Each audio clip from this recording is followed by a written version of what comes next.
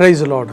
கிறிஸ்துவில் பிரியமானவர்களே, ஒருவேளை இந்த செய்தியை கேட்டுக்கொண்டிருக்கக்கூடிய நீங்கள் ஒரு தனி நபராக, ஒரு பெரிய குடும்பத்தை உடைய தோளில் சுமக்கக்கூடிய நபராக இருக்கலாம், அல்லது ஒரு குடும்ப தலைவராக, ஒரு தகப்பனாக, ஒரு தாயாக, ஒரு சகோதரனாக, சகோதரியாக, உங்கள் குடும்பத்திற்காக கஷ்டப்பட்டு உழைக்கக்கூடிய நபராக நீங்கள் இருக்கலாம்.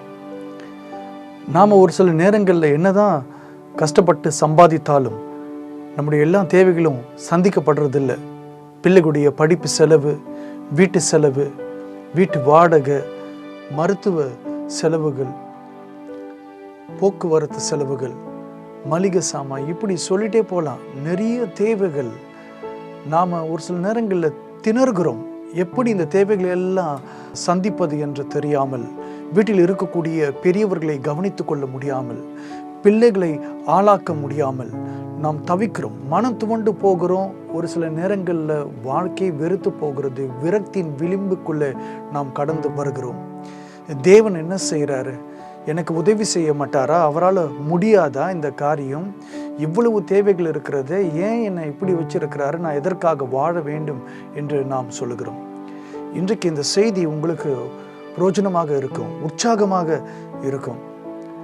இஸ்ரவேல் ஜனங்கள் எகிப்து தேசத்தில் அடிமைப்பட்டிருக்கும் போது தேவன் அவர்கள் மீது இரக்கப்பட்டு, என்னுடைய ஜனம் வலியினாலும் வேதனையினாலும் துடித்து கொண்டிருக்கிறார்களே, அவர்கள் அடிமைகளாக எகிப்தில் இருக்கிறார்களே, அவர்களை விடுதலை செய்து அவர்களை சமாதானத்தோடு சந்தோஷமாய் சொந்த தேசத்தில் வாழ வேண்டும் என்று சொல்லி அவர்களை எகிப்திலிருந்து விடுதலை செய்து அவர்களை கானான் தேசத்தை நோக்கி அழைத்து கொண்டு போகிறார். அப்படி போய் கொண்டிருக்கும் போது ஒரு குறிப்பிட்ட இடத்துல அவங்களுக்கு சாப்பிட்றதுக்கு சாப்பாடு இல்லை. அப்போது அந்த ஜனம் என்ன பண்ணுச்சு அப்படின்னாக்கா, யாத்ராகமம் 16ஆம் அதிகாரம் 2-3 வசனங்களில் இப்படி வாசிக்கிறோம். அந்த வனாந்திரத்தில் இஸ்ரவேல் புத்திரராகிய சபையார் எல்லோரும் மோசேக்கும் ஆரோனுக்கும் விரோதமாக முறுமுறுத்து, நல்ல கவனிங்க, முறுமுறுத்து, நாங்கள் இறைச்சி பாத்திரங்கள் அண்டையில் உட்கார்ந்து அப்பத்தை திருப்தியாக சாப்பிட்ட எகிப்து தேசத்திலே கர்த்தரின் கையால் செத்து போனோமானால் தாவில்லை. இந்த கூட்டம் முழுவதையும் பட்டினியினால் கொல்லும்படி நீங்கள் எங்களை புறப்பட பண்ணி இந்த வனாந்திரத்தில் அழைத்து வந்தீர்களே என்று அவர்களிடத்தில் சொன்னார்கள். நல்ல கவனிங்க, இவர்கள் என்னென்ன பேசினாங்கன்னு சொல்லி. கிறிஸ்துவில் பிரியமானவர்களே, நமக்கு ஒரு தேவைனாக்கா ஆண்டவரிடத்துல அதை குறித்து கேட்பதில் எந்த விதமான தவறும் இல்லை. அப்பா, எனக்கு என் குடும்பத்துக்கு இது தேவைப்பா, என் பிள்ளைகளுக்கு இது தேவைப்பா, நான் ஃபீஸ் கட்டணும்பா, எனக்கு இந்த செலவு இருக்குப்பா, எனக்கு சாப்பிட்றதுக்கு செலவு ஆகுது ஆண்டவரே, அதை சந்திங்கப்பா, எனக்கு புது ட்ரெஸ் வேணும் ஆண்டவரே, போட்டுக்கிறதுக்கு ஒன்றும் இல்லை ஆண்டவரே அப்படின்னு சொல்லி ஒவ்வொரு தேவைகளுக்காகவும் நாம் தேவனிடத்தில் தன்மையோடு கூட அன்போடு கூட ஜெபம் பண்ணி கேட்பதில் எந்த விதமான தவறும் இல்லை. ஸ்தோத்திரத்தோடு கூட நாம் கேட்க வேண்டும், நன்றியோடு கூட. காரணம், அவர் எல்லாவற்றையும் சந்திக்க வல்லவராக இருக்கிறார். நமக்கு கொடுப்பதற்கு அவர் ஒரு தகப்பனுடைய ஸ்தானத்தில் இருக்கிறாரு, பிரியமாக இருக்கிறாரு. கேட்பதற்கு நமக்கு உரிமை இருக்குது. காரணம், நாம் அவருடைய பிள்ளைகள். கொடுப்பதற்கு அவருக்கு கடமை இருக்கிறது. காரணம், அவர் நம்முடைய தகப்பன். ஸோ தகப்பனிடத்துல நாம நம்முடைய தேவைகளை குறித்து கேட்கலாம், ஆனால் தன்மையோடு கூட கேட்க வேண்டும், முறுமுறுக்க கூடாது. ஆனால் இந்த ஜனம் அப்படிதான் செஞ்சாங்க. அவர்கள் மோசேக்கு எதிராகவும் ஆரோனுக்கு எதிராகவும் முறுமுறுத்தார்கள். அவர்கள் மோசேக்கு ஆரோனுக்கு எதிராக அல்ல, அவர்களை அனுப்பின தேவனுக்கு எதிராக முறுமுறுத்தார்கள். முறுமுறுப்பு எதை காண்பிக்கிறது? அது அவிசுவாசத்தை காண்பிக்கிறது, அது வெறுப்பை காண்பிக்கிறது. ஒரு பிடிக்காத நபர்கிட்ட நாம எப்படி பேசுவோம்? அதுபோல அவர்கள் பேசினார்கள், வெறுப்போடு கூட. எங்களை கர்த்தர் எகிப்து தேசத்துல சாகடிச்சிருந்தா நல்லா இருந்திருக்கும், இந்த வனாந்திரத்துக்கு கொண்டு வந்து இங்க சாகடிக்க பார்க்குறீங்களா அப்படின்னு சொல்லி அவர்கள் வெறுப்போடு கூட பேசினார்கள், முறுமுறுத்தார்கள். இதுதான் அவர்களுடைய பேச்சா இருந்தது, அவிசுவாசமான காரியம். யாத்ராகமம் 17ஆம் அதிகாரம் 3ஆம் வசனத்தை எடுத்து வாசிங்கன்னா கூட இதே போல ஒரு காரியத்தை நீங்கள் அங்கே வாசிக்கலாம். அங்கே அவர்களுக்கு குடிப்பதற்கு தண்ணீர் இல்லை. இதே மாதிரி முறுமுறுத்து எங்களையும் எங்களுடைய பிள்ளைகளையும் எங்களுடைய ஆடு மாடுகளையும் இந்த வனாந்திரத்தில் கொண்டு வந்து சாகடிப்பதற்காக வா எங்களை அழைத்து கொண்டு வந்தீர்கள் என்று அவர்கள் முறுமுறுக்கிறார்கள். இன்னைக்கு நாம கூட அப்படி தானே பண்ணிட்டு இருக்கிறோம். நம்முடைய வாழ்க்கையில் அநேக வேலையில் இப்படி தான் சிந்திக்கிறோம், இப்படி தான் பேசுகிறோம். ஆண்டவர் எங்களை சாகடிக்கிறதுக்கு தான் இந்த வாழ்க்கையை கொடுத்துருக்கிறாரு, இந்த சூழ்நிலையில் எங்களை வைத்திருக்கிறாரு. நாங்கள் செத்துட்டா நல்லா இருக்கும், ஆண்டவர் எங்களோட உயிரை எடுத்துக்கிட்டா நல்லா இருக்கும், இந்த குடும்ப பாரத்தை எங்களால் தாங்க முடியல, குடும்பத்தை நடத்த முடியல, தேவைகளை சந்திக்க முடியல, மிகுந்த கஷ்டம், சரியான வருமானம் இல்லை, வேலை இல்லை, உடல்நலம் சரியில்லைன்னு சொல்லி அநேக காரியங்களை நினைத்து நாம் வேதனைப்பட்டு தவித்து கொண்டு இருக்கிறோமே. பிரியமானவர்களே, நான் மீண்டுமாக சொல்லுகிறேன், உங்களுடைய தேவைகள் என்னவாக இருந்தாலும் தன்மையாக கேட்பதில் எந்த தவறும் இல்லை. ஆனால் முறுமுறுக்காதீர்கள்.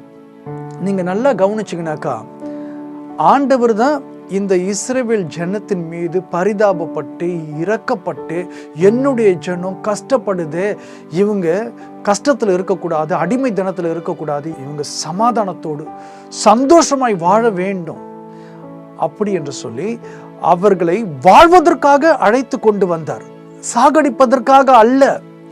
ஆனா இந்த ஜனம் சொன்னாங்க, கர்த்தர் எங்களை சாகடிக்கிறதுக்கு தான் இந்த இடத்திற்கு கொண்டு வந்தார்னு சொல்லி. இன்னொரு விஷயம், அவர்தான் இவர்களை அந்த இடத்துல இருந்து புறப்பட பண்ணினார், அழைத்து கொண்டு வந்தார். அழைத்தவர் உண்மையுள்ளவர் என்று வேதம் சொல்லுகிறது. அழைத்தவருக்கு தெரியாதா இந்த ஜனத்தை போஷிக்கணும், அவங்களுக்கு சாப்பாடு கொடுக்கணும், அவங்களுக்கு தண்ணி கொடுக்கணும் சொல்லி? எந்த விதமான முன்னேற்பாடும் இல்லாமலா தேவன் இவர்களை எகிப்திலிருந்து புறப்பட பண்ணி இருப்பார்? ஒருவேளை இவர்கள் எனக்கு சாப்பாடு வேணும், தண்ணி வேணும்னு சொல்லி கேட்கவில்லை என்றாலும் தேவன் நிச்சயமாக அவர்களுடைய தேவைகளை சந்தித்திருப்பார். காரணம், அவர்தான் அவர்களை அழைத்தவர், அவர்களை வெளியே கொண்டு வந்தவர். ஸோ அவருக்கு நிச்சயமாக தெரியும் இவங்களுக்கு இந்த தேவைகள் இருக்குது, நான் சந்திக்கணும் சொல்லி அதற்கு ஏற்கனவே அவர் ஏற்பாடும் செய்து வைத்திருப்பார். ஆனால் இவங்க முந்திக்கிட்டு முறுமுறுத்தார்கள். ஆனால் தேவன் எவ்வளவு அன்பானவர் பாருங்க. எவ்வளவுதான் இந்த ஜனம் அவருக்கு எதிராக விசுவாசம் இல்லாமல் முறுமுறுத்த போதிலும் அவர் அவர்களுடைய தேவைகளை சந்தித்தார். வானத்திலிருந்து மன்னாவை பொழிய செய்து சாப்பிட கொடுத்தார். பாறையிலிருந்து தண்ணீர் வரவழைத்து அவர்களுடைய தாகத்தை தணித்தார். எத்தனை பேருக்கு இப்படி செஞ்சிருப்பார்னு நீங்க நினைக்கிறீங்க?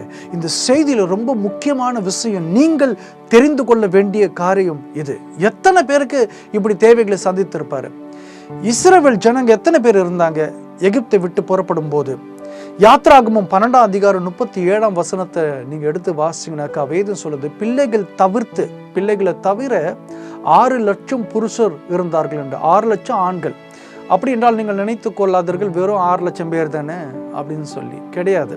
நீங்க என்னாகமம் 1ஆம் அதிகாரம் 45, 46 வசனங்களை எடுத்து நீங்க வாசிச்சிங்கனாக்கா இன்னும் கொஞ்சம் கிளாரிட்டி நமக்கு கிடைக்குது. அந்த வசனங்கள் சொல்லுது, இந்த 6 லட்சம் பேர் யார் அப்படின்னாக்கா 20 வயதுக்கு மேற்பட்ட யுத்த வீரர்கள். அப்படி என்றால் ஒரு குறிப்பிட்ட வயசுக்கு மேற்பட்ட ஆண்கள், வயதானவர்கள் கூட இந்த 6 லட்சத்துல இல்லை. அப்புறம் 20 வயதுக்கு உட்பட்ட சிறுவர்கள் இந்த எண்ணிக்கையில கிடையாது. ஒட்டுமொத்த பெண்களும் இதுல கிடையாது. அப்போ எவ்வளவு பேரு எகிப்தை விட்டு புறப்பட செய்திருப்பார் ஆண்டவர் அப்படின்னாக்கா 30 லட்சம் பேர் இருந்திருப்பார்கள் என்று கணக்கெடுக்கிறார்கள். யோசித்து பாருங்கள், 30 லட்சம் பேர் வெறும் மனுஷங்க தான்.